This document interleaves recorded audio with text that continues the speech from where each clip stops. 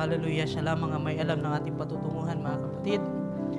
Pero ito ay pinapakita rin naman sa bawat isa atin. Amen? Kagaya po ng rapture, hindi po yan mananatiling sikreto sa kanila na aagawin ng ating Panginoon. Darating at darating ang pagkakataon, ipapaalam po ito ng ating Panginoon. Amen? Amen. Ating palakpakan po ang ating Panginoon. Hallelujah.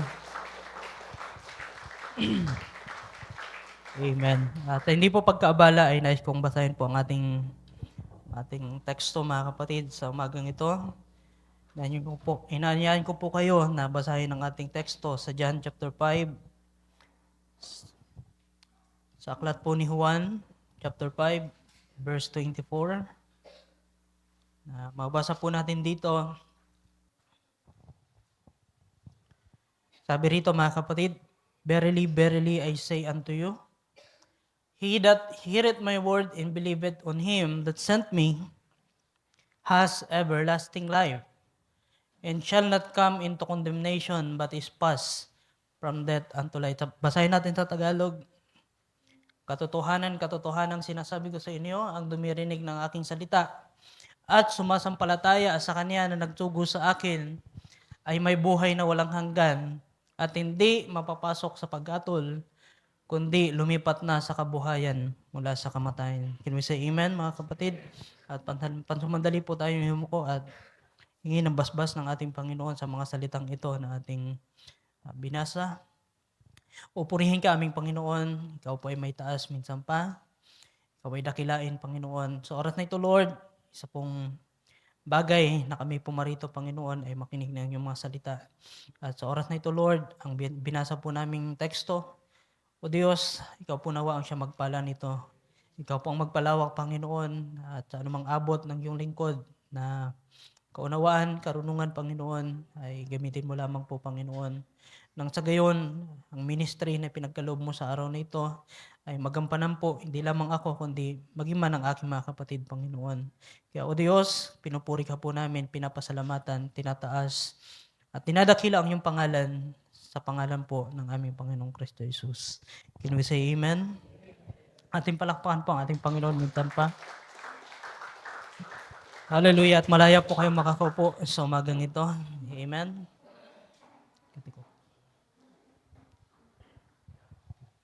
Amen. At isang mapagpalang umaga po sa bawat isa.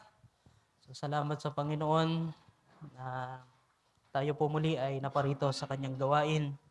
At sa kadalianan po, mga kapatid, na ako po yung nakatayo sapagkat si Brother Kelvin po ay hindi po natuloy sa araw na ito. So, di ko alam kung ano yung ilang dahilan, mga kapatid. So, marahil po ang ating pastor na lang po yung magpaunawa mamaya. At hindi na rin po ako nagtanong nang sabihan niyo po ako kahapon. Sabi ko, ikaw na po, Panginoon, ang bahala, ano man ang dahilan at ano man ang layunin. So, nais po natin na magpagamit din sa Panginoon at kung kalooban ng Diyos, mangyayari po ang mga bagay na ito. Kaya, abang nga po ako nag-iisip kahapon, bago po ako nag-reply sa ating pastor, ay nag-iisip ako, pwede ba akong tumanggi, pwede ba ano pa mga bagay. Pero sabi ko, pagkakatiwala ko na lang sa Panginoon ang mga bagay na ito. So, kaya po, sa umagang ito, mga kapatid, yung naka-schedule po sana ay si Brother Kelvin. So, kami po ng ating kapatid, Brother Jeric, ang nakatayo po sa araw na ito. So, gayon pa man, ang Panginoon po ang maitaas at patuloy nating mapapurihan sa mga bagay na ito. So, ang Panginoon po ang nagtalaga, ang Panginoon ang nagsasakatuparan ng mga bagay na ito. So, salamat sa Panginoon, salamat sa mga salita na ating napakinggan kanina, at salamat din po sa mga awitin at mga patotoo. Salamat po sa lahat, at patuloy lamang po na maitaas ang ating Panginoon. So, yamang po ang oras po ay hindi magpapaintulot. Pwede yung pakibawasan ng konti. May feedback po. So, ating pong binasa, mga kapatid, isang bagay na sinabi ng ating Panginoon na sabi diyan ay, "Verily, verily, I say unto you." So, kapag po inuulit ng Panginoon, yan po ay importanteng bagay. Amen? Kapag inuulit ang isang bagay, yan po ay isang napaka-importante. So, lalong-lalo na, verily, verily, yung sabi ng ating Panginoon, ibig sabihin, katotohanan ito at pahalagahan po ng mga nakikinig. So, sabi rito, He that heareth my word and believeth on Him that sent me. So, nangungusap ang ating Panginoon sa kalagayan na siya ay nangungusap. Pinapakita niya yung kalagayan ng Ama na nandoon sa luklukan, nandoon sa langit, dahil ng ating Panginoon na bumaba dito sa ibabaw ng lupa. Alam naman natin yung Godhead. Alam natin kung ano yung nangyari, mga kapatid, kung bakit kinakausap ng ating Panginoon, ng Diyos Ama, sa kadahilanan na mayroong plano ang Diyos at isinugo ang ating Panginoon. So sabi rito,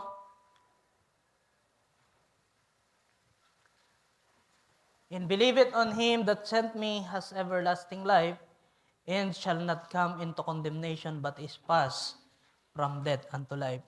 So, simple lamang po mga kapatid, yung nais kong ibahagi sa umagang ito, na ito po ay mayroong kinalaman dito sa everlasting life. Kaya ang aking pong pamagat, mga kapatid, ay eternal life. Living eternal life. Kaunti pang bawas, Marjorie. Medyo rinig ko kasi yung feedback, mga kapatid. So, paumanenan nyo sapagkat ako po kasi yung operator ng ating mixer. So, hindi ko po mapipihit. Pero kung digital na po yan, napakadali lang po yan, mga kapatid. Kahit ako na lang po yung mag-control. Pero hindi pa po digital, loobin ng Panginoon, mangyari po yan.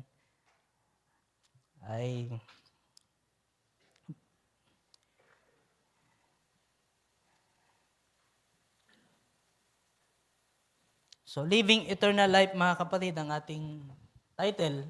Pwede bang pakiblash, Sister Ann? Living Eternal Life. So, bakit ba tayo humantong sa ganitong kaisipan? Bakit ba tayo humantong sa ganitong title, mga kapatid? Sapagkat marahil ito po, mga kapatid, ay napakinggan ko habang nakikinig ng pangangaral. So, at habang nagpiprepare po ako kahapon, mga kapatid, ay ito po yung pinihit ng Panginoon, Living Eternal Life. So, Eternal Life nga lang sana, mga kapatid, yung title ko.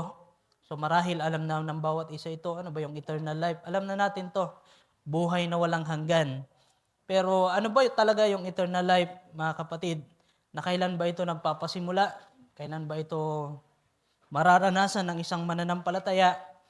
At nagagawa na ba natin ito o kaya nandun na ba tayo, mga kapatid? At kagaya nga po ng isang awitin, nais ko sanang ipaawit kanina pero kulang na ng oras. So kagaya ng isang awit, simple lang naman na awit na ang kalangit ay bumaba. Ibig sabihin, mayroong nangyayari sa panahon na tayo ay nagkakatipon, mga mahal na kapatid. Pero kung iisipin natin, bilang mananampalataya tayo at bubulayin natin ang mga salita na sinabi ng ating Panginoon, na kagaya po ng ating binasa, mga kapatid, sa ating teksto, na he that heareth my word, sila na nakikinig ng aking salita, o kaya he that heareth my word, ng aking salita, at sumasampalataya doon sa nagsugo sa akin, ang ating Ama, mana nasa langit, has everlasting life. So linaw naman po, mga kapatid, na kung tayo'y sasampalataya o kaya makikinig at sasampalataya sa salita na ating napakinggan, ano yung tatanggapin natin, mga kapatid? Di ba napakalinaw na yung buhay na walang hanggan ay natatanggap natin? Amen. Di ba? So napakalinaw naman po at napakasimple na habang nakikinig pala tayo ng salita ng ating Panginoon at ating sinasampalatayanan ito, ine-extend ng Diyos yung eternal life sa atin. Di ba? Kaya kung tayo lamang ay mayroong pananampalataya sa umagang ito, at alam ko meron, mga kapatid, ang eternal life ay nandito sa atin. At sabi pa rito, and shall not come into condemnation, but is passed from death unto life. Pero yung eternal life na ito, mga kapatid, ay tila baga putol-putol pa nating nararanasan. Hindi pa ito continuous na nararanasan ng isang mananampalataya. Bakit? nawawala yung pananampalataya minsan. Nagkakamali minsan, nawawala yung pananampalataya. Nandoon sa pagsuway, nandoon sa katigasan ng ulo. At nais ko pang bumasa mga kapatid sa John chapter 3. At napakalinaw din po dito, from verse 15, ay mababasa din natin dito. Napakarami po mga kapatid kung inyong sisiyasatin ang inyong banal na kasulatan. I-search nyo lang, eternal life, everlasting life, at kung ano-ano pa, marami po tayo matututunan, marami po tayo makukuha. At kung magpapahayag ang Panginoon, kagaya po ng pinahayag kanina, magkakaroon ng karunungan sa atin, ng wisdom, magpapahayag ang Panginoon ng wisdom, then maintindihan po natin, especially understanding mga kapatid, maintindihan natin kung ano yung nais ng Panginoon sa tamang panahon at pagkakataon. Kaya sabi rito, that whosoever believeth in Him, upang ang sino mang sumampalataya ay magkaroon sa Kanya ng buhay na walang hanggan. Di ba mga kapatid? Sino mang sasampalataya, tatanggapin ang buhay na walang hanggan. Pero yung kalubusan hindi yun yung pinag-uusapan natin mga kapatid. Nais ko lang ibahagi sa inyo mga kapatid na yung eternal life, kagaya po ng malimit natin mapakinggan, na yung eternal life ay nagpasimula na sa buhay natin, nang tanggapin natin at sumampalataya tayo sa Panginoon. So simple lamang po ito, pero gusto kong bigyan ng diin at pansin mga kapatid, sapagkat kung mababago po yung kaisipan natin, madadagdagan ng kaunting pagkaunawa, mga kapatid, kahit papano, ay mabago yung pagtingin natin sa ilang mga bagay dito sa ibabaw ng lupa. Amen? Diba? Kung iisipin kasi natin, yung eternal life, mga mahal na kapatid, perfecto na. Yung eternal life ay napakaganda na ng buhay natin. Yung eternal life, yung buhay na walang hanggan, inaawit natin, mga kapatid, wala nang tangis doon, wala nang pigati doon, wala nang problema doon. Yes, totoo po yun, mga mahal na kapatid. Pero kung sa panahon na tayo sumasampalataya, ano yung nawawala? Kahit may problema tayo, sa panahon na sumampalataya tayo, nasusolve yung problema natin. Amen. At yan pala ay patikim, kumbaga patikim ng ng eternal life sa atin, ng buhay na walang hanggan sa atin, nang hindi natin napapansin at namamalayan. Di ba? At kapag nawala na tayo na naman sa pananampalataya, nagalit, nagkasala, then, alam natin kung ano yung nangyayari, mga mahal na kapatid. Pero nandito, ang pakinggan lamang at sampalatayanan ang salita ng ating Panginoon, ito ay buhay na walang hanggan sa atin. At yan po ay napakahalaga, mga kapatid, sapagkat kung ganyan po yung maging kaisipan natin palagi, di ba? Hindi natin sasayangin yung buhay na ito. Pipili tayo sa pamamagitan ng mga desisyon natin na, Lord, I want that the eternal life will continue sa buhay ko, sa buhay ng pamilya ko, at sa napakarami pang mga bagay. Tama po ba, mga mahal na kapatid? Dahil yung eternal life, sabi pa nga ay walang pasimula at walang katapusan, pero dalawang uri ng eternal life yung meron, mga mahal na kapatid. Yung isa merong pasimula at yung isa walang pasimula. Di ba? Napakinggan na natin yan. Maraming mga pagkakataon na dalawang uri ng eternal life. Yung isa may pasimula, yung isa walang pasimula. Dahil yung eternal life na ibibigay sa atin ng ating Panginoon, mayroon itong pasimula sa atin. So correct me if I'm wrong na lang po, mga mahal na kapatid, sa bagay na ito ng ating pastor. Pero kagaya rin po ng aking napapakinggan, yan po ay totoo, mga mahal na kapatid. Sapagkat tayo ay mayroong pasimula.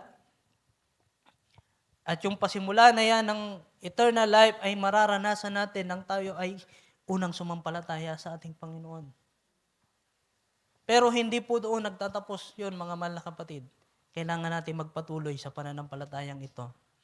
Kailangan nating mabautismuhan, kailangan nating sumunod sa Panginoon.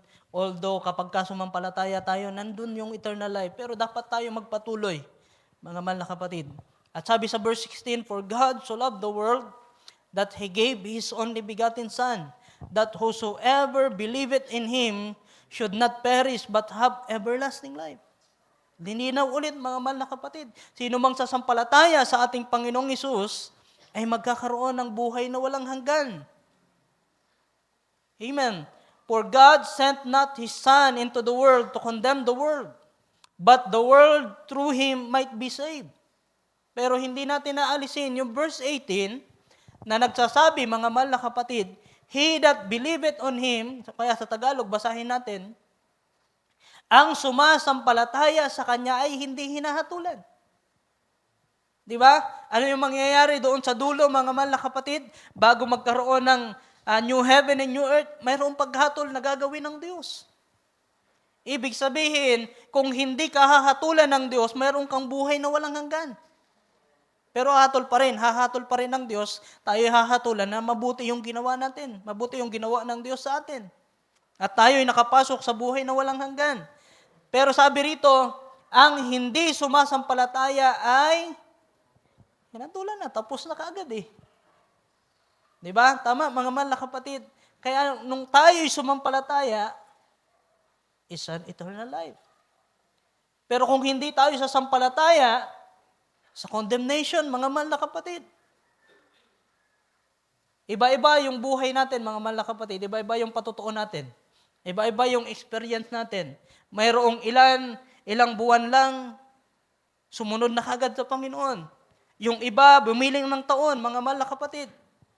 Pero kung tayo ay nakakapakinig at nakakaunawa naman ng salita ng Diyos, sa panahon na maunawaan natin at kumilos ang Panginoon sa puso natin, sumampalataya na tayo, mga kapatid. Huwag na natin patagalin, lalong-lalo na kung ang pagparito ng Panginoon ay napakalapit na. Ba't ka pa maghihintay ng kung ano-anong mga bagay? Kung naiintindihan mo ang isang bagay, gawin mo. Di ba? Alin ba yung matimbang, ang salita ng Diyos o ang tanda? Di ba? Nahihirapan yung ilan na pumili. O hintayin muna yung ilang mga tanda, pero naiintindihan naman na niya, hihintay pa ng tanda. Yung tanda po ay pagpapatibay na lang po yan, mga mahal na kapatid. Pero kung naintindihan natin yung salita, minsan hindi na kailangan ng tanda, mga kapatid. Hindi na kailangan ng signs. Kailangan natin ay ang salita ng ating Panginoon. Amen. Pero kung kailangan natin yung tanda, then so be it po, mga kapatid. So ang sumasampalataya sa Kanya ay hindi hinatulan, at ang hindi sumasampalataya ay hinatulan na. Sapagkat hindi siya sumampalataya sa pangalan ng bugtong na anak ng Diyos. Di ba? So napakasimple lamang po. Basta po tayo ng quote. So napakarami po ng aking na-prepare, mga mahal na kapatid. So kung saan po tayo i-lead ng Panginoon na basahin, at kung mayroon tayong malampasan, so pagkatiwala ko na lang po sa Panginoon. So sa blind Bartimaeus, 1957, mga kapatid, August 9, sabi rito, there's only one type of eternal life, and God alone has eternal life. Is that right? Sabi ng prophet. And He gives it to you. But what? So ibinigay daw ito ng ating Panginoon, ng Diyos sa atin, mga mahal na kapatid. Sabi ng prophet, but what? He that heareth my words and believeth on Him that sent me has eternal life. That's without end. And shall never come to judgment, but has passed from death unto life.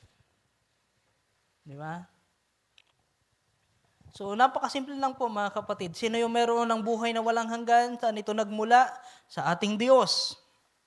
At kung pakikinggan daw po natin ang Kanyang salita at sasampalatayanan ito, then tayo po ay magkakaroon din ng buhay na walang hanggan. So, mahirap po ba itong intindihin, mga kapatid? Diba? Hindi naman po, napakasimple lamang po nito. So, napakasimple lamang po ng pagpapahayag ng Panginoon. Hindi kailangan ng karunungan ng sanlibutan na iniisip natin na merong ngang sumampalataya, mga mahal na kapatid, hindi marunong magbasa, hindi nakapag-aral, pero sumasampalataya sa Panginoon. Pero tayo, meron ilan sa atin, merong mga tao na nandyan sa labas, napakatataas ng kanilang pinag-aralan, pero bakit hindi nila lubos na maintindihan ang salita ng Diyos? Di ba? Kasi yung eternal life, mga mahal na kapatid, ito po ay tinalaga na ng Diyos before the foundation of the world. Yan yung predestination, mga mahal na kapatid, na kung maintindihan lang po natin, mga kapatid, ay salamat sa Panginoon. Hindi tayo nagsikap na intindihin yung salita ng Diyos. Siya mismo yung nagpaunawa sa atin. Hindi tayo nag-aral ng kung ano-anong mga Doctor of Divinity, sabi ng prophet, LLD, PhD, at kung ano-ano pa. Pero nandito tayo, sumasampalataya sa salita ng Diyos. At masigit pa yung pagkaunawa natin sa mga nag-aral ng Biblia. Amen. So, nais ko pang bumasa mga kapatid, Acts chapter 13, verse 43 to 49. So, isa din po ito na bagay na makikita natin. Kaya nakaabot sa atin yung biyaya ng Diyos dahilan mayroong nangyari dito, mga mahal na kapatid. Verse 43, sa Tagalog na lang po. Sabi rito, nang makaalis nga ang kapisanan sa sinagoga, marami sa mga Hudyo ang nangaging Hudyong masisipag sa kabanalan ay nagsisunod kay Pablo at kay Bernabe, na sa pagsasalita sa kanila ay sila'y hinimok na magsipanatili sa biyaya ng Diyos. Verse 44, at nang sumunod na Sabat ay nagkatipon halos ang buong bayan upang pakinggan ang salita ng Diyos. So nagkatipon sila para makinig kay Pablo at kay Bernabe, mga mahal na kapatid. So verse 45, ngunit yung mga Hudyo ay gusto ring makinig, datapat nang makita ng mga Hudyo ang karamihan ay nangapuno ng kapanaghilian at tinutulan ang mga bagay na sinalita ni Pablo at nagsipamusong. Di ba? Kung sino pa, mga mahal na kapatid, yung pinalaki sa Torah, pinalaki sa kautusan ng Diyos, nang mapakinggan nila yung ebanghelyo na tinuturo ni Pablo, ito pa yung kanilang nagawa, mga mahal na kapatid. Napuno sila ng kapanaghilian. They were filled with envy. At namusong sila, mga mahal na kapatid. At meron ako nabasa, habang nag-aaral ng salita ng Diyos, na sabi ng ating Panginoon, yung mga namumusong ay magkakaroon ng eternal damnation. Di ba? Kala natin na yung damnation ay yung kapigatian, yung paghihirap doon sa lake of fire ay merong certain time or certain period lamang po, mga mahal na kapatid. Pero yung eternal damnation na yun ay tila baga mapapaisip tayo. Eternal damnation, mga mahal na kapatid, kung sila na namumusong. Pero sabi ng prophet, ay meron din katapusan yung bagay na yan. Kasi kung walang katapusan yung parusa na yan, sila rin ay merong eternal life. Pero ibang bagay lamang po yung nararanasan ng mga taong ito, na mga namusong. Kaya yung pamumusong po ay walang kapatawaran po yan sa harapan ng Diyos. So verse 46, sabi pa rito, at nagsipagsalita ng buong katapangan si Pablo at si Bernabe. At nagsipagsabi, kinakailangang silitain muna ang salita ng Diyos sa inyo, yamang inyong itinatakwil at hinahatulan ninyong hindi kayo karapat-dapat sa walang hanggang buhay. Diba? Sa paraan ng kanilang pagtanggi sa salita ng Diyos, pinapatunayan nila na hindi sila karapat-dapat sa buhay na walang hanggan. Diba?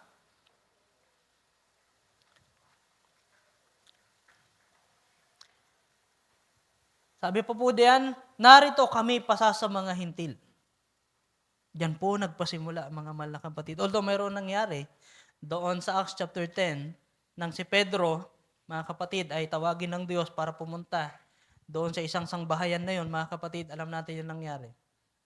Yun yung unang convert na mga hindi mananampalataya. Doon sa pagkakataon na yun, mga mahal na kapatid.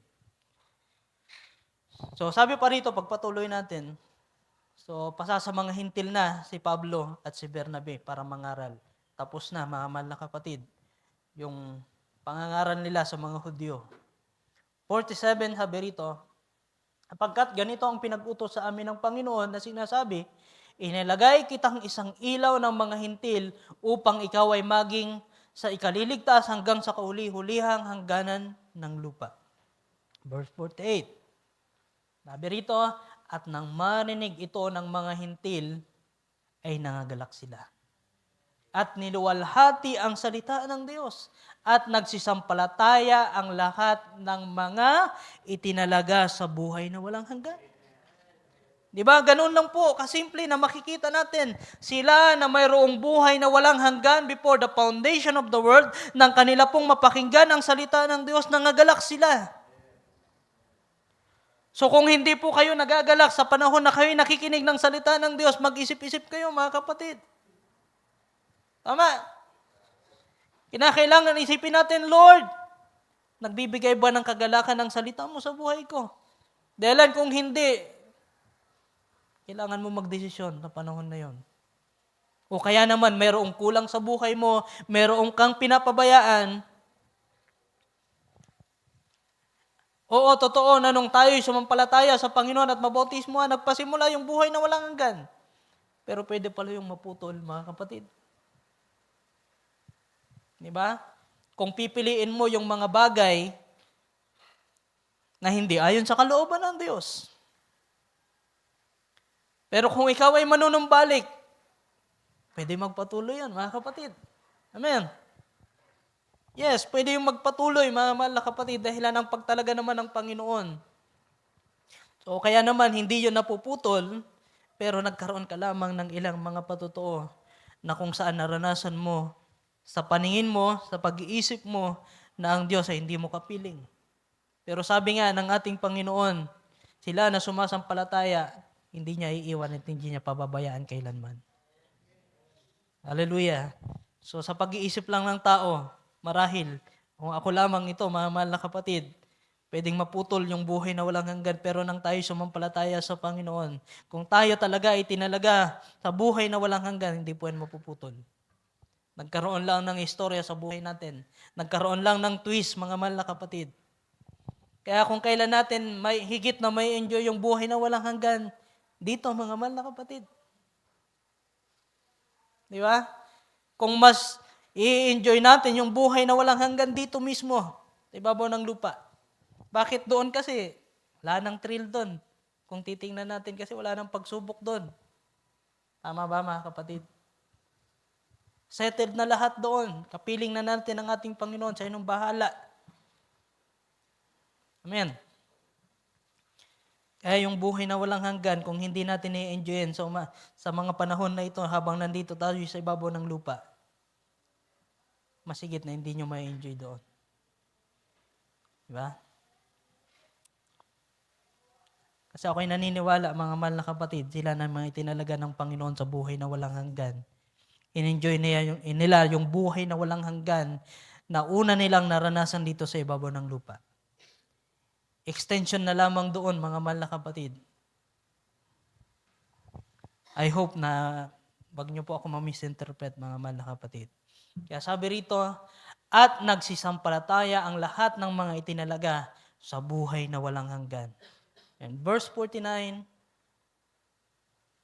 sabi rito, at lumaganap ang salita ng Panginoon sa buong lupain. So basa po tayo ng isa pang quote, mga kapatid. The flashing red light, 1963, of the sign of His coming. So paragraph 158,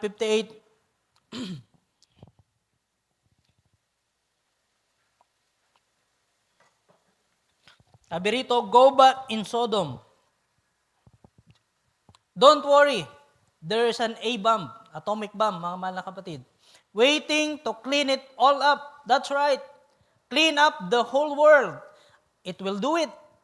And then it all be renewed again like we seen under the sixth seal. For a redeemed bunch of people who has accepted the Lord Jesus, who has become Christian, who has sold out their cares and their passions of this world and has come to Jesus Christ. Di ba? Sila na mga sumampalataya daw sa Panginoon, naging Kristiyano, ay naging sold out.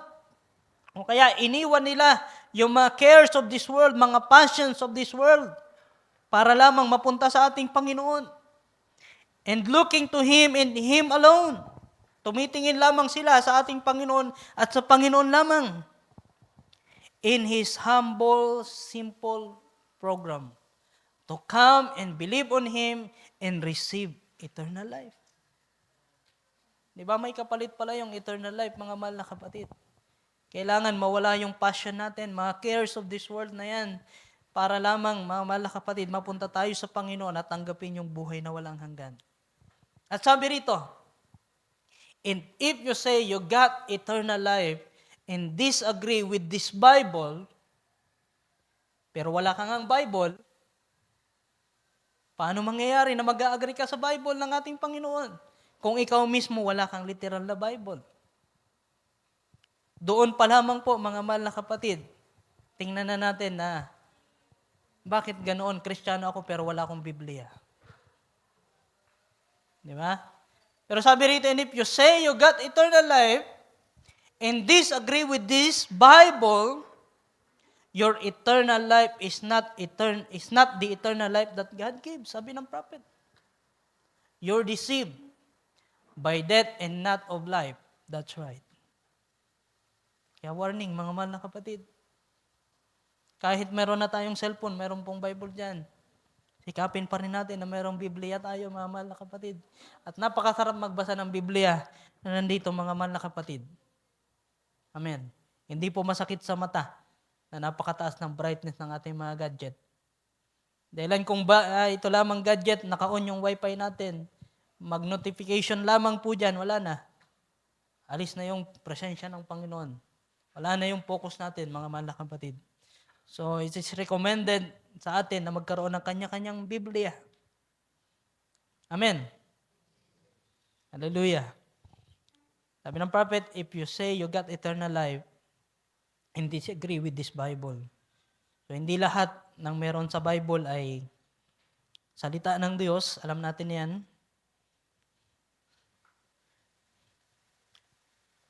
Your eternal life is not the eternal life that God gives. You are deceived by death and not of life. That's right. So sinama ko po yan, mga mahal na kapatid, para makita natin na dapat agree tayo sa lahat ng salita ng Diyos na nakasulat sa Biblia. Salita ng ating Panginoon, salita ng Diyos na binahagi sa pamagitan ng propeta. Hindi yung mga salita na nagpapahayag dito na walang Diyos. So hindi talaga natin i-agreean yun, mga mahal na kapatid. So, isa pang quotation, mga mahal na kapatid, question and answer. So, paragraph 226, mayroong nagtanong sa prophet. So, when you say the wicked shall not burn eternally. So, ito po yung tinutukoy natin, mga mahal na kapatid, kanina. When you say the wicked shall not burn eternally. So, may nagtanong sa prophet, well, now I got Jehovah witness on the run, haven't I? When you say the wicked will not burn eternally, do you mean in hell or in the lake of fire? I know it says in Revelation, that's the 20th chapter, that hell will be cast into the lake of fire. If they do not burn eternally, then what becomes of them? So parte po kasi ito ng ating pinag-uusapan, mga mahal na kapatid. Na kung merong eternal life, ano yung kabaliktaran nun, mga mahal na kapatid? So may nagtanong sa prophet na the wicked shall not burn eternally. So nagtatanong siya kung meron bang eternal damnation, eternal na hell, mga mahal na kapatid. Pero kagaya ng sinabi nandito, yung hell, mga mahal na kapatid, ay itatapon doon sa lake of fire. So paragraph 227, sagot ng prophet, just as I have just got through saying, brother or sister, whoever it was, they become extinct. There's no more to them. So they had a beginning, and there they end. They're just nothing no more. How long will they burn? That just hard telling. But look there. If you can just get this in your mind, see, it's very simple. There is but one type of eternal life, and that comes through God Himself, and God alone is eternal life. Amen. And if you will just get here in the lexicon, look up the Greek word Zoe. Zoe is eternal life. Eternal life is God. And Jesus said, I give unto them eternal life. And if you will look here at the lexicon, it said Zoe. So yung anak po namin ay pangalan Zoe, mga mahal na kapatid. That's the only eternal life there is. No place in the Bible where it ever says there be an eternal hell. It said they're born forever and ever. So yung forever and ever po kasi, mga mahal na kapatid, meron pa rin katapusan yan. So di natin alam kung kailan yan magtatapos. So nawa, naiintindihan nyo naman po mga kapatid. So meron pa rin katapusan kagaya ng sinasabi ng prophet. Now, to get the word forever, look at the aeon. Did you notice here in the Bible how many has ever heard it said in aeons? How many knows that aeon is a space of time? Why? Sure, anybody knows that aeon is a space of time. So, ibig lamang sabihin, mga mahal na kapatid, sinasabi na ng prophet, kaya hindi ko na ipagpatuloy. O kaya nandito, 2:30. Tuloy natin. And they shall burn for aeon, ibig sabihin, for a space of time, cast into the lake of fire, and shall burn for a space of time. They may burn for 100,000,000 years in punishment, but finally, they have to come to an end, to be extinct. Altogether, see, because everything that is not perfect is the perverted of the perfect, and it had a beginning, so it must have an end. So, but who believe on the Lord Jesus Christ has Zoe. Amen. God's own life in us and have eternal life. Not have life forever and ever. The sinner has life forever and ever, but we have eternal life. So, napakasimple lang, mga mahal na kapatid. So, yung mga makasalanan, meron silang forever and ever, pero wala silang eternal life. So, pero tayo, sabi ng prophet, meron po tayong eternal life. Sa John chapter 8, verse 51, I say unto you, if any man keep my saying, he shall never see death. Diba? Sabi ng Panginoon, verily, verily, I say unto you, if a man keep my saying, he shall never see death. Sino mang nag-iingat ng kanyang mga salita ay hindi makakakita ng kamatayan. Pinapatunayan lang, mga mahal na kapatid, kailangan natin ang salita ng Diyos. Kailangan natin ang ating Panginoon. So bakit, mga mahal na kapatid, kailangan natin magpatuloy sa buhay pananampalatayang ito? Sa pang-quote ng prophet, the handwriting on the wall, paragraph 6. So kailangan natin ma-born again, mga mahal na kapatid. Kaya nga sabi ko kanina, na nang tayo sumampalataya at mabautismuhan, nagpasimula yung buhay na walang hanggan. Pero kailangan natin magpatuloy, mga mahal na kapatid. Dahil hindi doon nagtatapos. Nakagaya ng doktrina ng ilan, mga mahal na kapatid, na kung ikaw ay ligtas na, once you are saved, you are always saved. Kahit na gumawa ng mga bagay na hindi kalooban ng Diyos, ligtas pa rin. So sabi rito, paragraph 6 ng the handwriting on the wall, sabi ng prophet, mga kapatid, that's why the born again Christians has never an end. So, pinapakita lang, mga kapatid, na kailangan nating maipanganak na muli. The born-again Christian has never an end because he has eternal life.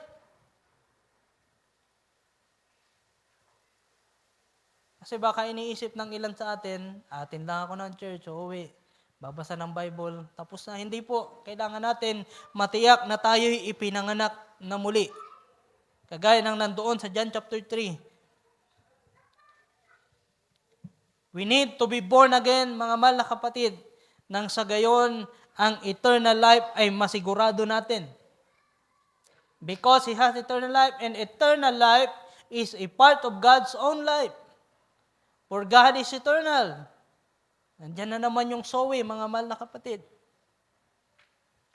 Therefore, a man being born again, his spirit has been changed. Sabi ng prophet, his spirit has been changed and he becomes a part of God. Dahil yung espiritu natin, dati mga mahal na kapatid, alipin ito ang sanlibutan, patay sa harapan ng ating Panginoon. Walang buhay. Pero nang ito ay makapakinig ng salita ng Diyos, sumampalataya, nagkaroon ng quickening. Sapagkat yung espiritu ng Panginoon ay ikwinikin yung espiritu natin. Nagkaroon ng union, mga mahal na kapatid. Therefore, a man being born again, his spirit has been changed. The nature, mga mahal na kapatid, he becomes a part of God. In so much that he is a son of God, he is just as eternal as God is eternal. Because he is a part of God by his birth, by his spiritual birth, mga mahal na kapatid. Kaya kinakailangan nating ipanganak sa espiritu. Ang ipinanganak sa tubig, iba yon. Ang ipanganak sa espiritu, iba din yun, mga mahal na kapatid. Kaya kailangan nating magpatuloy sa buhay paglilingkod na ito. At mayroon tayong hanapin, mayroon tayong isik, mga mahal na kapatid, nang sa gayon mapuno yung requirement para makapasok tayo doon sa eternal life na yon, na kung saan kasama na natin ang ating Panginoon.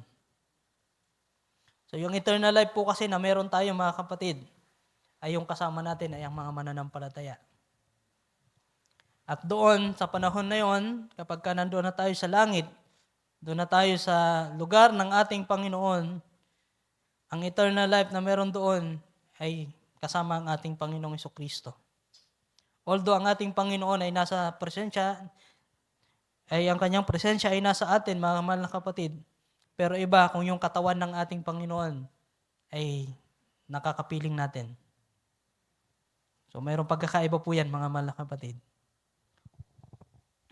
So isa pang quote, the new birth is a birth, it was a new. It was a paradox. When God brought new life to the human race, to reject it, it is eternal separation. To receive it, it is eternal life. Amen. So kung i-reject daw natin, eternal separation. Pero kung tanggapin natin, it is an eternal life, mga mahal na kapatid.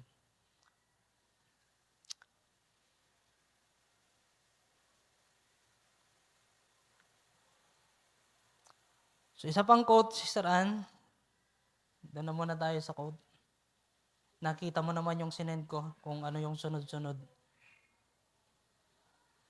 Sa paragraph 8, as I taught on my ways, so nawa wag po kayong mapagod na sundan po ito sapagkat kailangan po natin to, mga mahal na kapatid. Dahil ito rin po ay mahalaga sa atin. Paragraph 8 ng pangaral ng prophet, as I taught on my ways. Sabi rito, for did you ever try to put an evaluation on what eternal life is? What could you give for it? So kung i-evaluate daw natin, mga mahal na kapatid, ano yung buhay na walang hanggan sa atin? What could you give for it? Ano yung ibibigay mo para lang matanggap mo yung eternal life na ito? If I could be turned back to a boy of 19, 20 years old and would have all the world and live 500 years without sickness or age, sabi ng prophet, kung babalik siya doon, mabubuhay ng mahabang panahon at mamamatay din, or either live another 1 or 10 more years and would have all the world and live another 1 or 10 more years and have all kinds of troubles, mayroong problema, big for my food, and be persecuted and martyred at the end, but have eternal life. Di ba? Maiksi lang yung buhay, namuhay sa kalayawan, pero sa huli, tatanggapin pa rin ng Panginoon at magkakaroon ng buhay na walang hanggan, and I'll take that. Sabi ng prophet. Pero sabi pa rito, when 500 years was up, it would be all over. But it will never end with eternal life. Gano, ayan, nakakalungkot yung bagay na yun. Mahaba nga yung buhay mo, pero wala namang eternal life, mga mahal na kapatid. Malungkot pa rin. I will live in the presence of Christ forever. We just don't know what was wrapped in that treasure that God has given us. So, isa pang quote, bago po tayo bumasa ng ilang mga salita pa mamaya. So sa paragraph 165 ng The Token, nawa ay makatulong din po ito mga kapatid. That's the token. So without the token, shows the fare is paid. So ibig sabihin yung token daw po ay parang pamasahe daw po. Shows that you are subject for the resurrection. So kung isipin natin mga mahal na kapatid, bago tayo sumakay sa isang sasakyan, di ba? Dapat dala-dala mo na yung pamasahe mo. Eh, habang binubulay-bulay ko ito mga mahal na kapatid, yung eternal life nasa atin na. Yung eternal life dapat ini-enjoy na natin habang nandito pa tayo sa ibabaw ng lupa. Dahil kagaya po nito ng paglalarawan ng prophet, shows the fare is paid. Na yung token po ay kagaya ng pamasahe. Ito yung ticket mo, mga mahal na kapatid, para makapunta ka sa isang lugar, para makasakay ka sa isang sasakyan. So yung rapture, mga mahal na kapatid, di ba? Hindi tayo maghahanda doon sa rapture na. Di ba? Kagaya ng pamasahe, ihahanda mo yung pamasahe, nasa bahay ka pa lang. Bago ka pa sumakay, dapat nandyan na sa'yo yung pamasahe mo. Hindi mo hahanapin kung kailan nakasakay ka na. Walang ganun. Di ka pa sasakayin, mga mahal na kapatid. So, sa lamang pinapakita nito, mga mahal na kapatid. Bago pa tayo makarating doon sa eternal life na yon, dapat tinanggap na natin yung eternal life sa panahon natin ngayon. Amen. Kung magko-commute ka, bago ka pa sumakay, nasa iyo na yung pamasahe mo. Pero, napakasarap na sumakay na libre. Amen. Kasi yung pamasahe natin nasa Panginoon at libreng ibinigay sa bawat isa atin. Hallelujah. Sa John chapter 6, verse 65 to 68.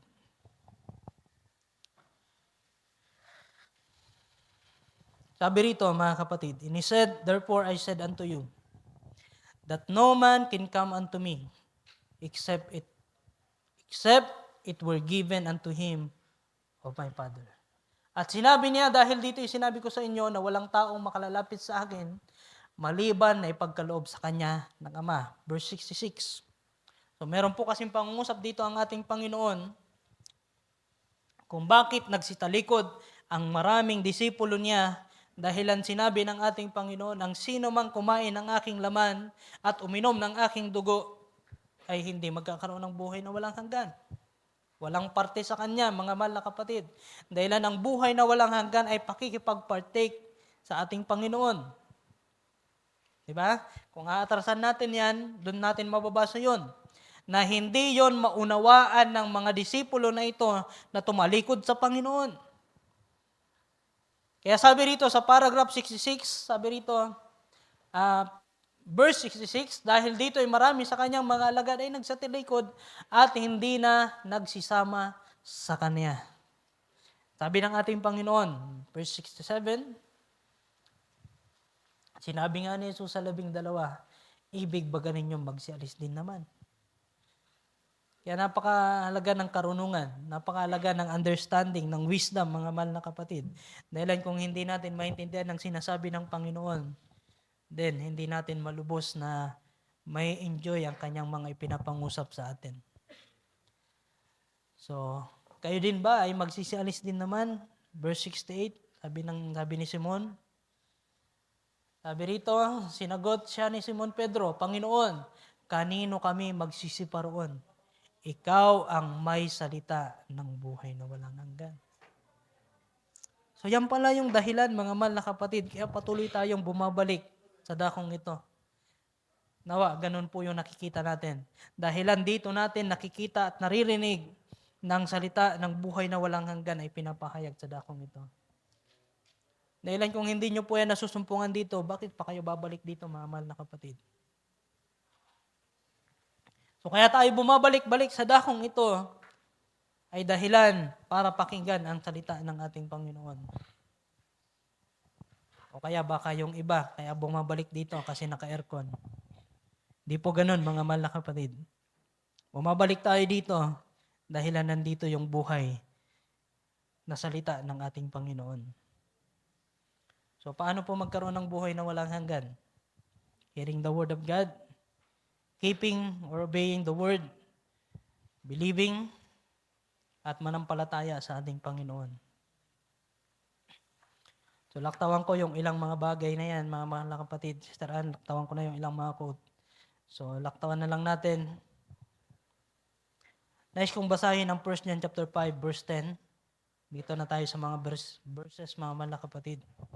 So nawa ay nandyan pa po kayo, mga kapatid.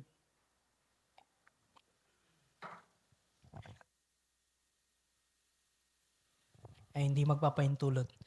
So 1 John chapter 5 verse 10 to 13. Sabi rito, sa Tagalog, basahin natin. Ang nananampalataya sa anak ng Diyos ay may patutuo sa Kanya. Ang hindi nananampalataya sa Diyos ay ginagawang isang sinungaling ang Diyos. Sabi ni Juan na minamahal. Kaya isipin natin ngayon, sumasampalataya ba tayo sa Panginoon? Sapagkat hindi sumampalataya sa patutuo na ibinigay ng Diyos tungkol sa Kaniyang anak. Kaya ginagawa daw nila na sinungaling ang Diyos dahil hindi nila pinaniniwalaan yung patutuo patungkol sa ating Panginoong Hesukristo. Verse 11. At ito ang patutuo na tayo'y binigyan ng Diyos ng buhay na walang hanggan at ang buhay na ito ay nasa Kaniyang anak. So kailangan nating kilalanin ng Panginoon, sampalatayanan ng Panginoon dahilan nasa Kanya yung buhay na walang hanggan. Verse 12. Ang kinaroroonan ng anak ay kinaroroonan ng buhay. Ang hindi kinaroroonan ng anak ng Diyos ay hindi kinaroroonan ng buhay. So bakit kailangan natin tanggapin ang ating Panginoon bilang ating tagapagligtas? Para magkaroon ng buhay na walang hanggan. Ito lamang po yung pinakadahilan, mga mahal na kapatid, pinaka-main point. Ba't tayo naglilingkod sa Panginoon? Ayaw natin na magkaroon ng kamatayan, mga mahal na kapatid. Gusto natin magkaroon ng buhay na walang hanggan.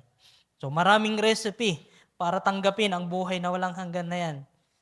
Isik nyo na lang po, mga mahal na kapatid, sa pamagitan ng Biblia. So sabi pa rito, verse 13, ang mga bagay na ito ay sinulat ko sa inyo upang inyong maalaman na kayo'y mayroong buhay na walang hanggan sa makatuwid ay sa inyong nananampalataya sa pangalan ng anak ng Diyos. So, kailangan nating sampalatayanan ng ating Panginoon. Ano man ang meron siya, ano man ang sinasabi niya, mga mahal na kapatid, sampalatayanan natin siya. John chapter 17 verse 3, sa pangpatunay, mga mahal na kapatid, in this is life eternal. At ito ang buhay na walang hanggan, ang makilala ang ating Diyos, walang iba kundi ang ating Panginoong Kristo. Amen. Kaya kilala na po ba natin ang ating Panginoon?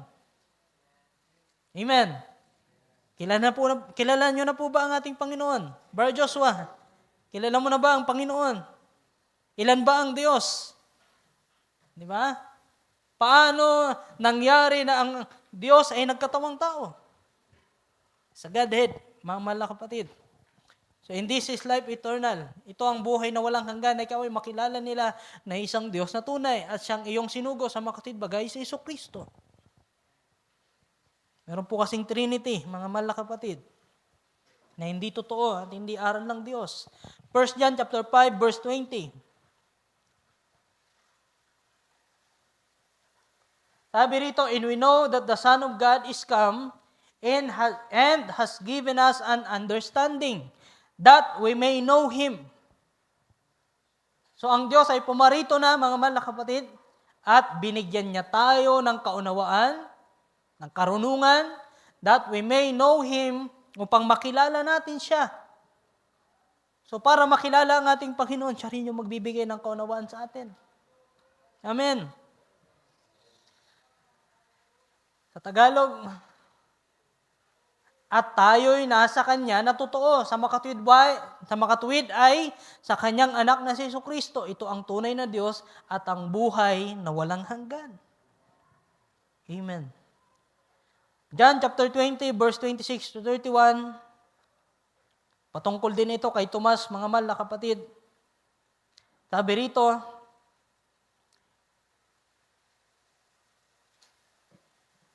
John chapter 20, verse 26 to 31. At pagkaraan ng 8 araw, muling nasa loob ng bahay ang kanyang mga alagad. At kasama nila si Tomas. Dumating si Jesus nang nangapipinid ang mga pinto at tumayo sa gitna at sinabi, kapayapaan ang sumainyo. Amen. Verse 27. Nang magkagayo, sinabi niya kay Tomas, idaiti mo rito ang iyong daliri at tingnan mo ang aking mga kamay. Idaiti mo rito ang iyong kamay, suot mo sa aking tagiliran at huwag kang hindi mapanampalatayahin, kundi mapanampalatayahin. Verse 28. Ito yung sagot ni Tomas. At sa kanya'y sinabi, Panginoon ko at Diyos ko. Nagkaroon ng revelation si Tomas. Verse 29 hanggang 31. Sinabi sa kanya ni Jesus, sapagkat ako'y nakita mo ay sumampalataya ka. Pero mapapalad yaong hindi nakakakita, gayon may nagsisampalataya. Kaya ba natin yon, mga mahal na kapatid?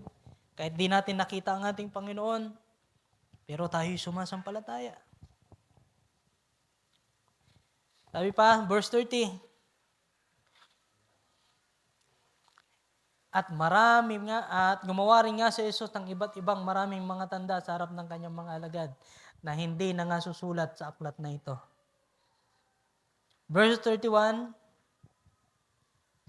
so pinanood ko, mga mahal na kapatid, yung movie na recent sa Netflix na si Claudius pala doon, isang Roman, ay kasama sa tagpong ito, mga mahal na kapatid. So di na natin nabasa, pero sa kaisipan ng author ng pelikula na yon, mga mahal na kapatid, si Claudius, na dati ay nanguusig din ng mga mananampalataya sa panahon na yon, ay naging tagasunod din ng ating Panginoon. So, hindi ko alam kung totoo po yun, mga mahal na kapatid. Baka meron silang pinagbasihan. So, kung mapanood nyo yun, mga mahal na kapatid, ay makatulong din, mga mahal na kapatid, para meron din tayong makita. So, sabi rito, verse 31, ngunit ang mga ito ay nangasulat upang kayo magsisampalataya na si Jesus ay ang Kristo at ang anak ng Diyos. At sa inyong pagsampalataya ay magkaroon kayo ng buhay sa kanyang pangalan. Amen. So, kaya daw ito nangasulat para tayo'y sumampalataya sa ating Panginoon. Pero kung hindi tayo sasampalataya sa Panginoon, ang mga naisulat din na ito ay magiging patotoo para maging hatol sa sino mang hindi sumasampalataya.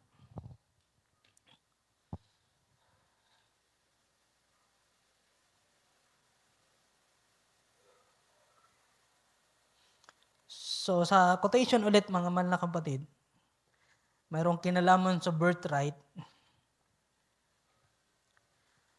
Sabi rito, sa pangangaral ng prophet, hearing, receiving, and acting. So mamaya, ibibigay ko na yung punto ko, mga mahal na kapatid, para matapos at tapusin yung pagtuturo at pangangaral na rin, mga mahal na kapatid, sa umagang ito. So laktawan ko na yung ilan. Gusto ko lamang maibigay yung punto. So birthright is eternal life, mga mahal na kapatid. Bakit ito napakahalaga? So sa paragraph 34, ng hearing, receiving, and acting, pangangaral ng prophet, mababasa natin dito, mga kapatid. Now, we find that this birthright meant everything to Jacob. So, kilala natin si Jacob. Now, he didn't care for nothing else but that birthright. He didn't care what it cost him. So, kinokonek natin, mga mahal na kapatid, na yung pagkapanganay ay mayroong kinalaman sa eternal life. Kagaya ng pinapakinggan natin palagi, napapakinggan natin na dapat lahat ng mga mananampalataya ay mayroong birthright. Amen. Tanda ng pagkapanganay, mga mahal na kapatid. So sabi rito, Now he didn't care for nothing else but that birthright. He didn't care what it cost him. Nawa, ganun yung pagtingin natin, mga mahal na kapatid, na yung eternal life, anuman yung maging halaga sa atin, hindi natin ipagpapalit ang buhay na walang hanggan na ito. If it was a mess of pottage, he was glad to give it back to Esau. So it is with any man or woman that has been ordained to eternal life, that God has called to eternal life. So sila daw po na mga itinalaga sa buhay na walang hanggan, sabi rito, is willing to sell out anything of the world to obtain that birthright. So, handa nilang ipagbili o kaya alisin yung mga bagay na ito dito sa ibabaw ng lupa para lamang tamuhin ang birthright na yan. Sabi pa ng prophet, pwede mo silang tawagin ng kung ano man. You can call them anything, paragraph 35.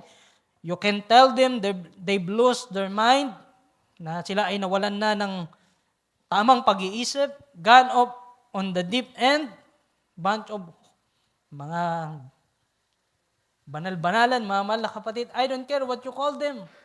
They're seeking for that birthright. Amen. Yan daw po dapat tayo, mga mahal na kapatid. Ano man yung sabihin nila sa atin, aswang man, kung ano-ano. Di ba? I don't care what you call them. They're seeking for that birthright. And that means for them. And that means more than anything else. They are after that birthright. No matter how they have to get it, they ready to get it, mga mahal na kapatid. So ano man yung maging kapalit, nawa, huwag natin ipagpalit yung birthright na yan, mga mahal na kapatid. So paragraph 36, in carnal mind wants God to bring the birthright down to their level. Ngunit sa akin, sabi ng prophet, ay naniniwala ako na ang isang totoong ipinanganak na muling Kristiyano, we meet it on God's level. Masusumpungan natin ito sa level ng Diyos. I don't care what I have to do or what I have to say, how I have to act, the only thing I want it. That means more than my popularity. That means more than my job. It means more than my mother, means more than my wife, more than my children. Diba? Napakabigat na ng sinasabi ng prophet. Yan po yung eternal life, mga mahal na kapatid. Diba? Pero tayo minsan, hindi natin kayang pagpalit ang mga mahal natin sa buhay para lang sa gawain ng ating Panginoon. Diba? Para lang sa buhay na walang hanggan na ito, mga mahal na kapatid. More than my children, more than every friend I got, let me have that birthright. I don't care what I have to pay. I want to meet God on His requirements.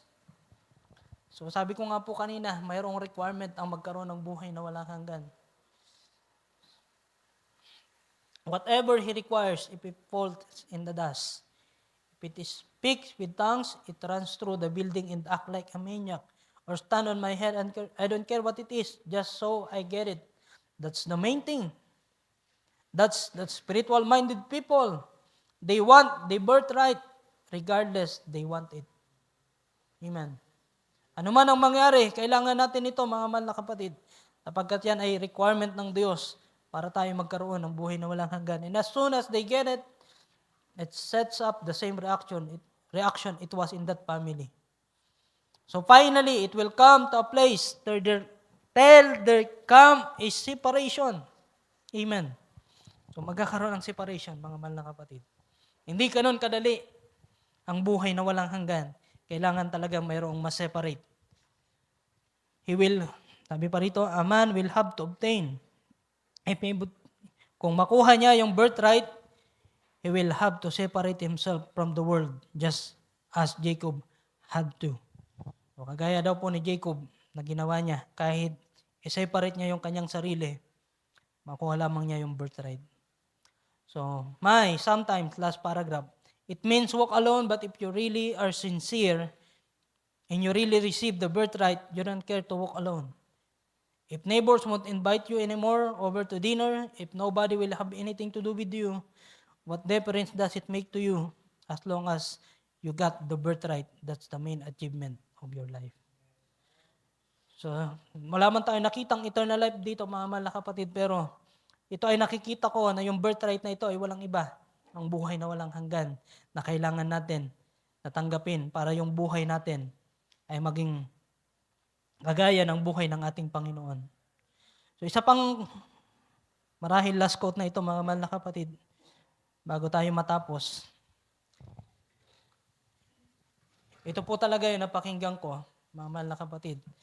Na quote na hinanap ko talaga, mga mahal na kapatid. Sabi rito, now the first thing I want to say, kung bakit ko po nasabi na yung buhay na walang hanggan ay kailangan ma-enjoy natin sa panahon natin ngayon, ay dahilan po sa quote na ito, mga mahal na kapatid.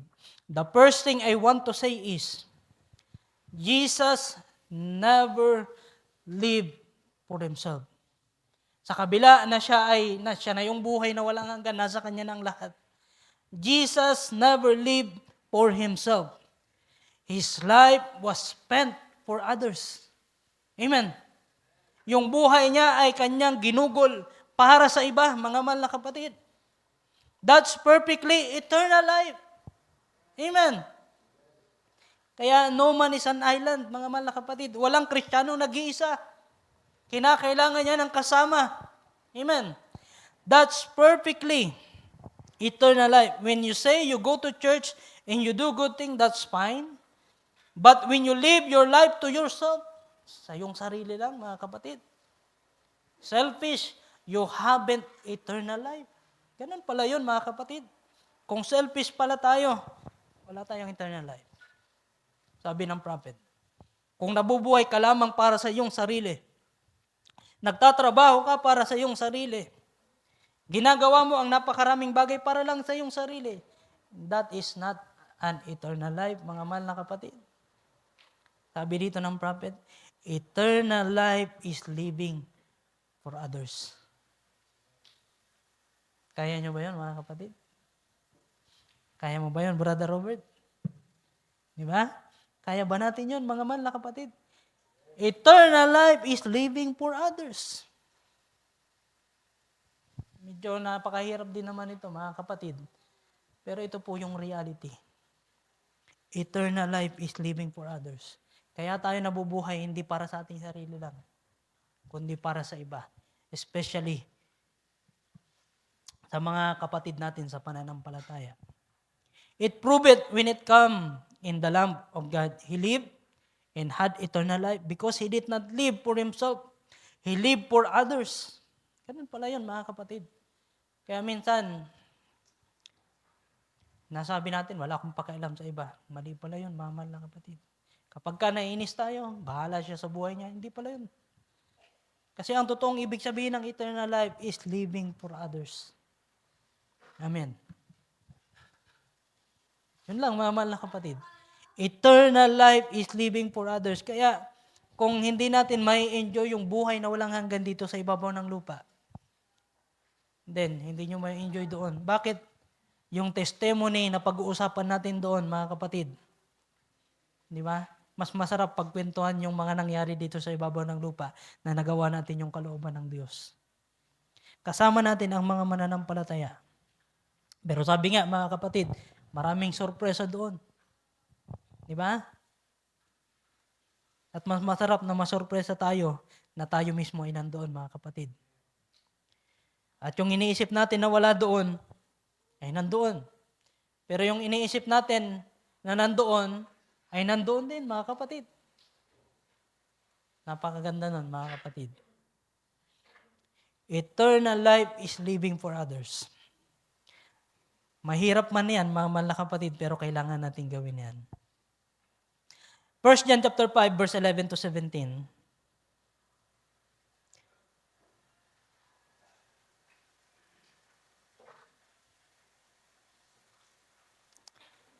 Mamaya, balikan lang natin yung quote na yan mamaya. Sabi rito sa verse 11, 1 John chapter 5, verse 11, and this is the record that God has given to us eternal life. And this life is in His Son. So, ito ang patotoo na tayo binigyan ng Diyos ng buhay na walang hanggan at ang buhay na ito ay nasa Kanyang anak. Verse 12. Ang kinaroroonan ng anak ay kinaroroonan ng buhay.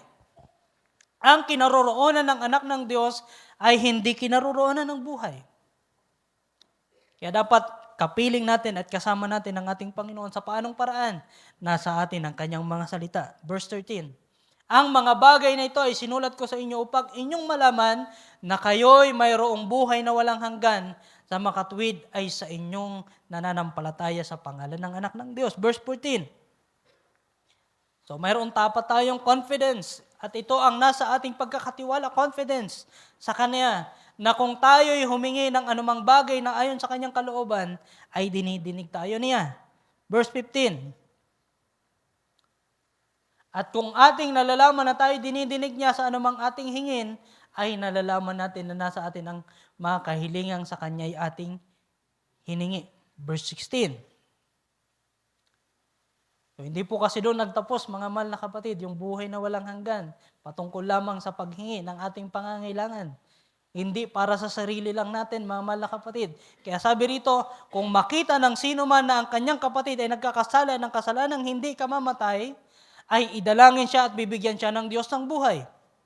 Naukol sa mga nagkakasala ng hindi kamamatay, may kasalanang ikamamatay, hindi tungkol dito ang sinasabi ko na idalangin niya. Verse 17, lahat ng kalikuan ay kasalanan at may kasalanang hindi ikamamatay. So 1 John chapter 3 verse 15, atras tayo ng kaunti. So mayroong kinalaman sa kasalanan doon, mga mahal na kapatid. Na kung nakikita mo ang kasalanan ng iyong kapatid, baka ito yung magawa natin. Ang sino mang napupuot sa kanyang kapatid ay mamamatay tao. At nalalaman ninyong sino mang mamamatay tao ay hindi pinananahanan ng buhay na walang hanggan. So connected na pala, mga mahal na kapatid, na yung eternal life is living for others, mga mahal na kapatid. Kaya nga sinabi ng ating Panginoon, kung nakita mo ang iyong kapatid na nagkasala, puntahan mo siya, kausapin mo siya, at siya lamang, ikaw at siya lamang. Mag-isa ka lang pupunta doon. Meron din ako napakinggan na isang pastor, mga mahal na kapatid, na kung lumapit sa iyo ang iyong kapatid at nagsabi sa iyo ng kasalanan ng kapatid mo, di ba? Pero hindi mo na niya kinausap yung kapatid mo na nagkasala na nakita niya, huwag mong pakinggan ang kapatid na yan. Bakit? Kailangan muna natin gawin yun nandoon sa Matthew chapter 16 or 18, mga mahal na kapatid, na kailangan mong sabihin sa kapatid mo, ikaw lang na nakakita ng kanyang kasalanan. Dahilan kung pakikinggan mo yung kapatid mo na nagsusumbong sa iyo ng mga maling bagay na sinabi ng yung na nagawa ng iyong kapatid, kaya nagiging chismis, mga mahal na kapatid. At hindi pa niya nagagawa yung unang bagay, unang step, mga mahal na kapatid, ikaw din na nakikinig sa kanya ay nagkakasala din. Kaya sabi rito, mga kapatid, sino mang napupuot sa kanyang kapatid ay mamamatay tao. At walang mamamatay tao na mayroong buhay na walang hanggan. Kaya pala, living for others is eternal life, mga mahal na kapatid. Kaya dapat pala, wag nating kapuotan ang ating mga kapatid. Dahilan hindi kasalanan ng kapatid mo kung yung bagay na kinaiinisan mo ay nagagawa niya. Tama? Kasi hindi naman niya alam kung naiinis ka sa bagay na ginagawa mo. Kasi minsan tayo, mga mahal na kapatid, natitrigger yung kahinaan natin. Kaya tayo nagagalit sa kapatid dahil yung ayaw natin ginagawa nila. Pero hindi pala ganoon, mga mahal na kapatid. Hindi kasalanan ng kapatid mo na yung kinaiinisan mo ay nagagawa niya. Turuan mo, tulungan mo, huwag mong kainisan at huwag mong kagalitan. Eternal life is living for others. Amen. Kung ating titingnan at bubulayin, mga kapatid, masakma na ang buhay na walang hanggan ay living for others sa ngayon, sa panahon natin. Kasi kung hindi natin mapagtatagumpayan yan, mga mahal na kapatid, yung kinapupuutan mo kasama mo doon sa eternal life, walang ganun, mga mahal na kapatid. At walang eternal life, mga mahal na kapatid, kung puro kapuutan yung nasa puso natin. Di ba? So, dito, mga mahal na kapatid, yung eternal life na meron dito sa ibabaw ng lupa, kasama natin ang mga mananampalataya. Kaya kung meron pa man tayo mga hindi settled na mga problema sa mga kapatid natin, noon pa, kailangan na tayo mag-move on, mga mahal na kapatid. 2026 na po ngayon, mga mahal na kapatid. Kung naiilang ka pa rin sa kapatid dahilan sa nagawa niyang mali sa iyo sa panahon na nakalipas, kailangan na natin magpatawad, mga mahal na kapatid. Amen. Amen. Dahil doon sa langit, living with Jesus, doon mga mahal na kapatid. Pero dito sa ibaba ng lupa, living, kasama natin, ang bawat isa sa atin. Sa Romans chapter 2, verse 1, mga mahal na kapatid, hanggang verse 11, 11:55 na. So sabi rito,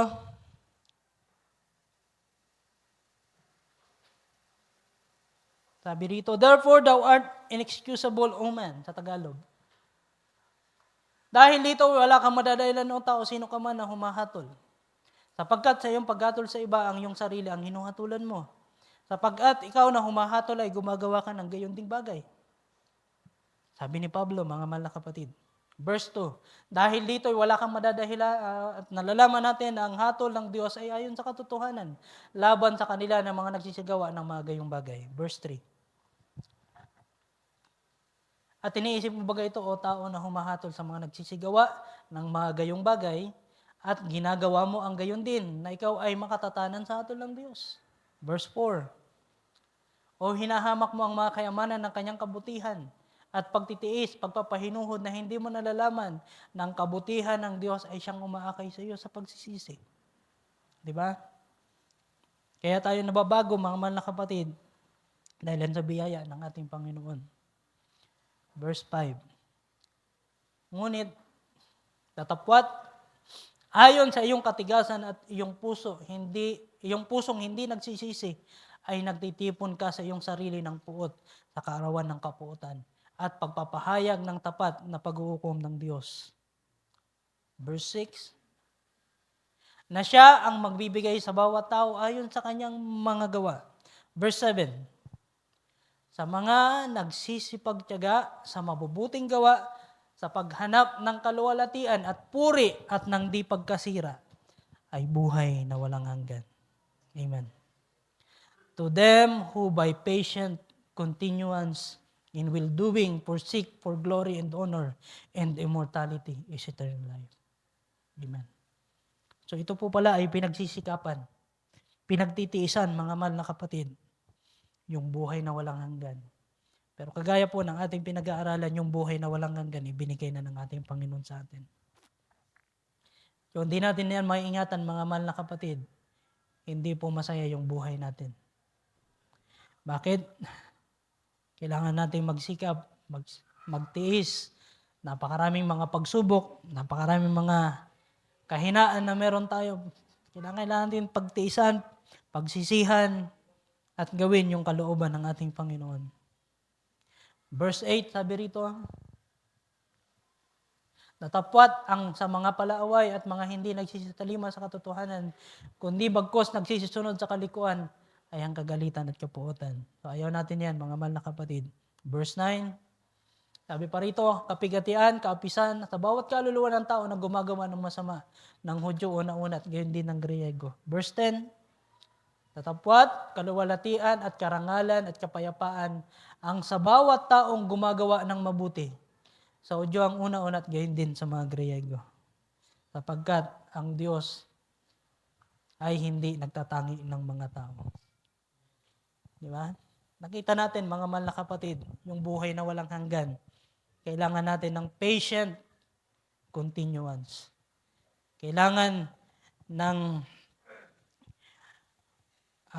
pagtitiis, kailangan ng patience, mga mahal na kapatid, pag-unawa. Kailangan natin ng karunungan para malubos yung buhay natin dito sa ibabaw ng lupa. Kasi, mga mahal na kapatid, totoo, malapit nang pumarito ang ating Panginoon. Totoo, gusto na natin siyang makapiling. Totoo, gusto na natin pumaroon, mga mahal na kapatid, sa presensya ng ating Panginoon. Pero dapat pala, malubos din natin yung buhay natin dito sa ibabaw ng lupa. ma-enjoy din natin, mga mahal na kapatid, hindi dahilan sa ina-enjoy natin yung mga bagay na meron sa ibabaw ng lupa, mga kalayawan, mga cares of this world, kung ano-ano pang mga bagay, kundi to live for others, mga mahal na kapatid.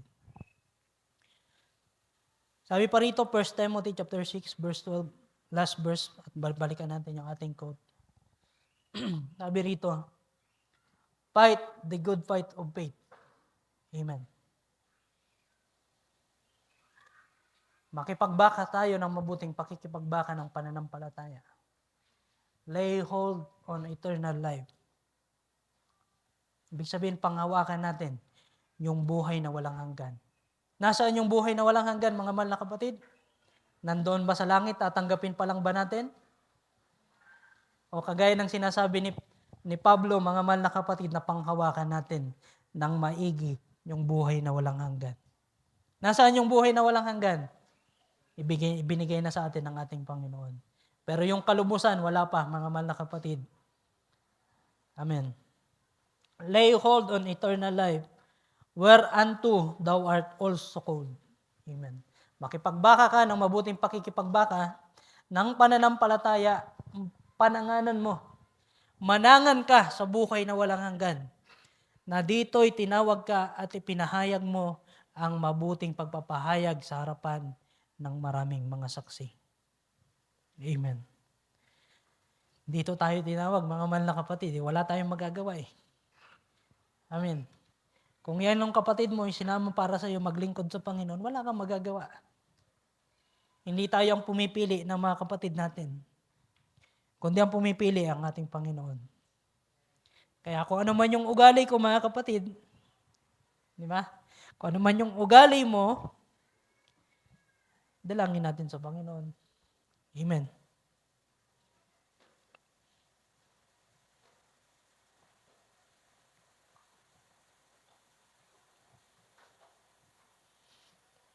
Balikan natin yung quote, mga mahal na kapatid. Sabi rito, mga kapatid, eternal life is living for others.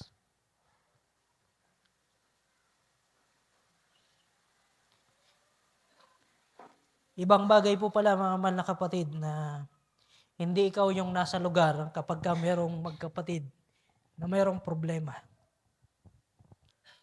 Kasi kung ikaw yung nasa lugar na yung dalawang magkapatid ay mayroong problema, hindi mo makikita yung bagay na nakikita ng tao na nagmamasid sa iyo at nauunawaan yung kalagayan mo.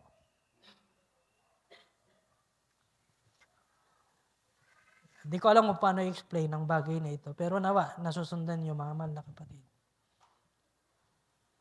Kasi minsan tayo rin ay nagkaroon dati ng problema sa kapatid na kung saan walang pansinan, walang kibuan, nag-iiwasan. Pero kung ikaw na pala yung nakakakita ng bagay na yun,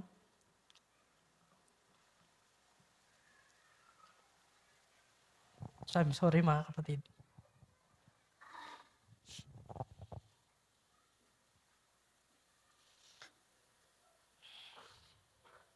Hallelujah.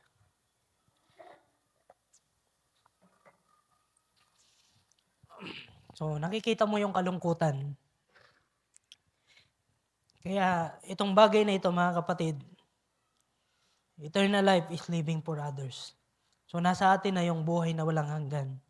Pero hindi natin na-enjoy dahilan sa pagiging makasarili pa rin natin. Kaya sabi rito, but when you live for your life to yourself, you haven't eternal life. Hindi mo na-enjoy yung buhay na walang hanggan. Eternal life is living for others. It proved it when it come in the Lamb of God. He lived and had eternal life because He did not live for Himself. He lived for others. And you receive eternal life by receiving that day, and you don't live for yourself no more. You live for others. Amen. So, tulungan nawa tayo ng ating Panginoon, mga mahal na kapatid. So, pasensya na, medyo emotional, mga mahal na kapatid. So, ramdam ko kasi, mga kapatid, Yung kalagayan ng isang kapatid na tila baga ikaw yung iniiwasan.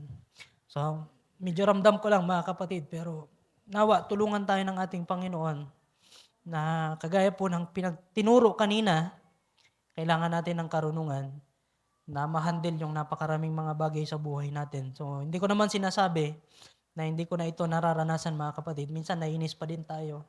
Minsan nagagalit pa din tayo. Pero nang aralin ko yung bagay na ito mga kapatid ay tila baga nabuksan yung higit pang malawak na pagtingin sa mga bagay na ito na kaya nandyan yung kapatid mo, kaya nandyan yung kahinaan ng kapatid mo.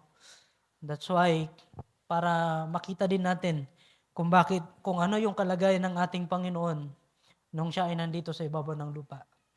Ginawa niya yung napakaraming mga bagay, hindi para sa kanyang sarili, kundi para sa atin din, mga mahal na kapatid.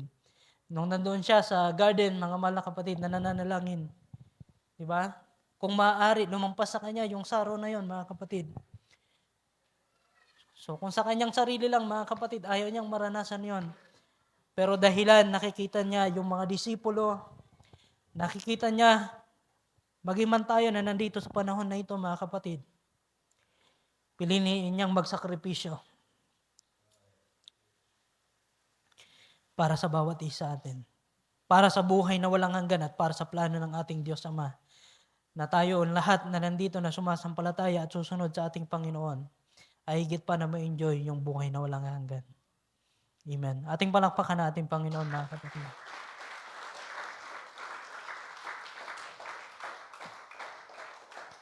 So, napakarami ng aking nilaktawan pero sinikap ko na kahit papano ay mapaiksi, mga mahal na kapatid. So, napakahalaga ng buhay na walang hanggan sa atin. Totoo, napapakinggan natin yung salita ng Diyos. Totoo na sinasampalatayanan natin ang salita ng Panginoon.